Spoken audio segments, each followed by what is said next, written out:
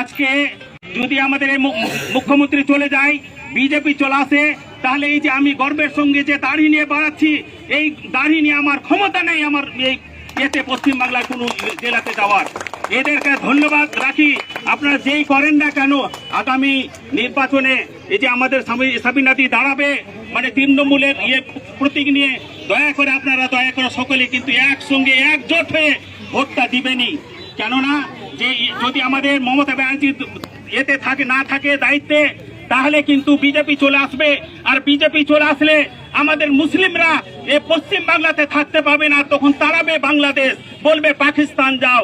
এখনই তো আমাদের এই মুখ্যমন্ত্রী এই দায়িত্ব থাকা অবস্থায় বিজেপিরা বলছে যে মুসলিম তাড়াও, দেশ বাঁচাও, মুসলিম তাড়াও, কেমন আর কি আমাদেরকে তো কাজেই বলছি আমরা ঐক্যবদ্ধ হয়ে আমাদের অভিষেক ব্যানার্জি, আমাদের মমতা ব্যানার্জি, সাবিনাদি কে এদেরকে আমাদেরকে রাখতেই হবে আর কি।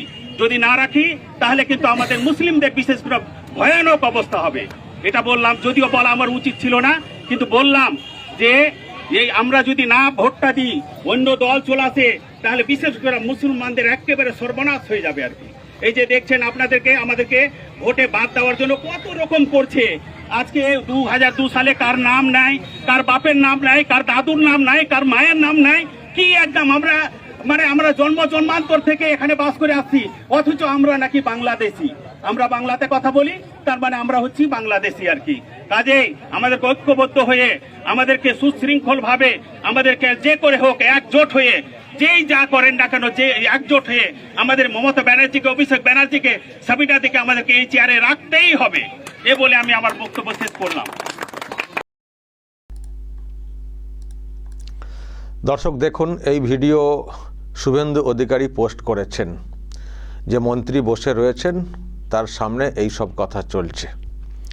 দুই চাচা দুদিকে তারা এই সব ব্যাখ্যা দিচ্ছেন এলাকাতে, যে মমতা ব্যানার্জি না থাকলে, উনি চলে গেলে, বিজেপি এখানে আসলে, তাহলে আমরা যারা দাড়ি নিয়ে রাজ্যে চলাফেরা করি সেই সব আর করতে পারবো না, ভয়ঙ্কর একটা পরিস্থিতি হবে, থাকতে পারবো না আমরা। দেখছেন না, নামটাম বাদ দেওয়ার জন্য কত কী সব চেষ্টা করা হচ্ছে বলে এই সব বোঝাচ্ছেন এলাকাতে।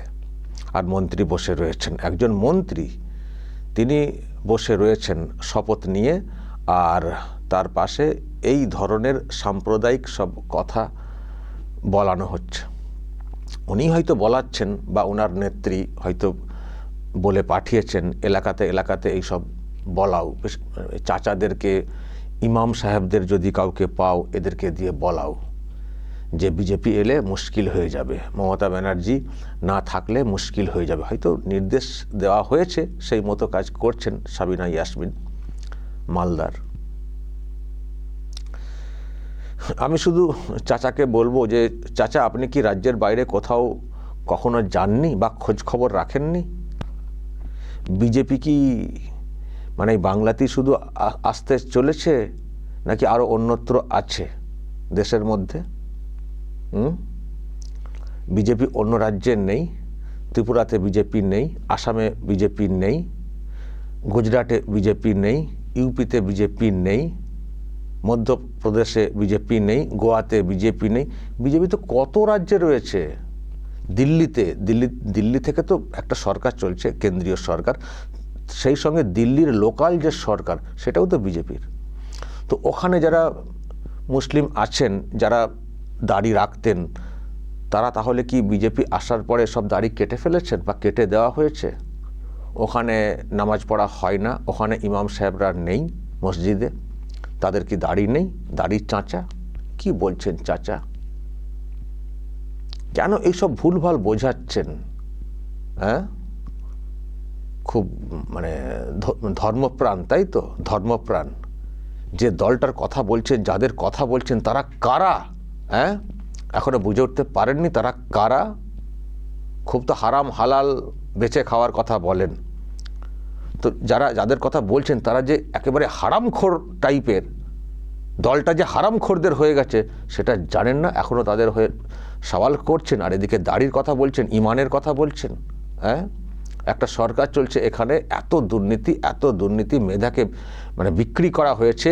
যারা মেধাবী তারা রাস্তাতে বসে রয়েছেন, যোগ্যদের চাকরি নেই, অযোগ্যদের চাকরি বাঁচানোর জন্য চেষ্টা করে যাচ্ছে যে সরকারটা। আরও কত কী সব দুর্নীতি সব সামনে এসছে, যখন দুর্নীতি তদন্ত হচ্ছে সেখানেও আটকানোর চেষ্টা। হারাম খাবো কিন্তু কাউকে ধরতেও দেব না, তদন্ত করতেও দেব না। তো যারা এই রকম করছেন তাদের হয়ে সওয়াল করছেন, হ্যাঁ দাড়ি থাকবে না, তাতে হারাম মানে দাড়ি থাকবে না এটা বলছেন, আর এদিকে বলছেন হারামখোরদেরকে ভোট দাও, যারা সারাক্ষণ এইসব করে বেড়াচ্ছেন। সব কত কি সামনে চলে এসছে, কত মানে তদন্তের মধ্যে রয়েছে, জানেন না সব ভুলভাল ভয় দেখাচ্ছেন। মুসলমানদের নাকি সব নাম বাদ দিয়ে দেওয়া হচ্ছে। কোথায় বাদ দিয়ে দেওয়া হচ্ছে? আপনার নাম বাদ চলে গেছে, আমি জানি না আপনার নাম কি হয়েছে, কিন্তু আমার নাম বাদ যায়নি। আমার নাম কিন্তু বাদ যায়নি। কেন মুসলমানদের নাম বাদ যাবে? যারা ভারতীয় মুসলিম তাদের নাম কেন বাদ যাবে? কোথায় বলেছে যে পাকিস্তান চলে যাও, মুসলমানরা পাকিস্তান চলে যাও? কোথায় বলেছে? যারা এদেশে থেকে দেশ বিরোধী কাজকর্ম করে থাকেন তাদের বিরুদ্ধে হয়তো কখনো প্রশ্ন তোলা হয়, কখনো কেন তোলা উচিত। যারা দেশে থেকে দেশবিরোধী কাজকর্ম করবেন, দেশের বিরুদ্ধে কথা বলবেন বা বলবে, তাদের বিরুদ্ধে আওয়াজটা তোলা হয়, যা এখান থেকে হটো বলা হয়। তো বলা হয় শুধু মুসলিম না, অমুসলিম যারা এই যে যাদের কথা বলছেন তাদের সম্পর্কেও মানে প্রশ্ন তোলা হয়। তো যা পিসিদি চলে যা, বাংলাদেশে চলে যা, গানও তৈরি হয়েছে দেখেছি। সুতরাং যারা দেশের লোক, যারা দেশকে সত্যি নিজের দেশ বলে মনে করেন, তাদেরকে হটানো বা তাদের নাম বাদ দেওয়া কেন হবে? বাদ দেওয়ার কোনো প্রশ্ন আছে? মুসলমান বলে নাম বাদ দিতে হচ্ছে? কী সব ভুলভাল বোঝাচ্ছেন এই বয়সে এসে। আর কতদিন বাঁচবেন জানি না আপনার, ঠিক আছে আপনি অনেকদিন বাঁচুন, কিন্তু বয়স তো হয়েছে, একটু তো সত্য কথা ঠিক পথে কথা বলবেন। তো আপনার বিজেপিকে পছন্দ না সেটা আপনি ভাবতেই পারেন, কিন্তু ভুলভাল কথাগুলো কেন বলছেন? দাড়ি কেটে দাড়ি নিয়ে বেরোতে পারবো না, দেশের কোথাও আর দাড়ি নিয়ে কেউ বের হন না মুসলমানরা যারা দাড়ি রাখেন। আর দাড়ি তো এখন অনেকেই রাখেন, অনেক অমুসলিম তো দাড়ি রাখেন। তো দাড়ি কেটে যে দাড়ি নিয়ে বেরোতে পারবো না, এইসব কি ভুলভাল কথা বলছেন?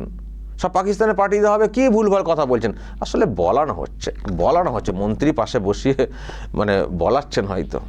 তো যাই হোক, আমার মনে হয় মুসলমানরা এখন অনেকটাই বুঝতে শিখেছেন। তারা অন্তত এই ধরনের কথাতে গলবেন না। উন্নয়নের যে বিষয়টা তারা নিশ্চয়ই ভেবে দেখবেন, সেই মতো তারা ভোটটা দেবেন। আর বিজেপি শাসিত অনেক রাজ্য রয়েছে, সেখানে যারা মুসলমান তারা তো ভালোই তো রয়েছেন। এবং এমনকি এটাও তো আমি গতকালকে মনে হয় দেখালাম, ফুরফুরা শরীফের পীরজাদা তহা সিদ্দিকী তিনি নিজে বলেছেন যে এখানে 70-72 জন বিজেপির এমএলএ আছেন, কিন্তু এমন কোনো কথা শুনিনি যে ওই সব এলাকা থেকে মুসলমানরা আক্রান্ত বলে। অথচ যাদের ভোটে এই সরকারটা টিকে আছে সেই টিএমসির লোকেদের দ্বারা নানান জায়গাতে আক্রান্ত হচ্ছেন মুসলিমরা, সেই খবর আমার কাছে আসে। তহা সিদ্দিকী নিজে বলেছেন। ফলে মুসলমানরা এখন হয়তো বুঝতে শিখেছেন, তারা অন্তত এই ধরনের কথাতে ভয় পাবেন না, আমার কোথাও ধারণা। এখন দেখা যাক, ওনারা তো মরিয়ার চেষ্টা করছেন, সেই চেষ্টাতে ওনারা কতটা এবার সাড়াটা পান। দর্শক বলবেন যা বলার এবং নজর রাখবেন আরামবাগ টিভিতে।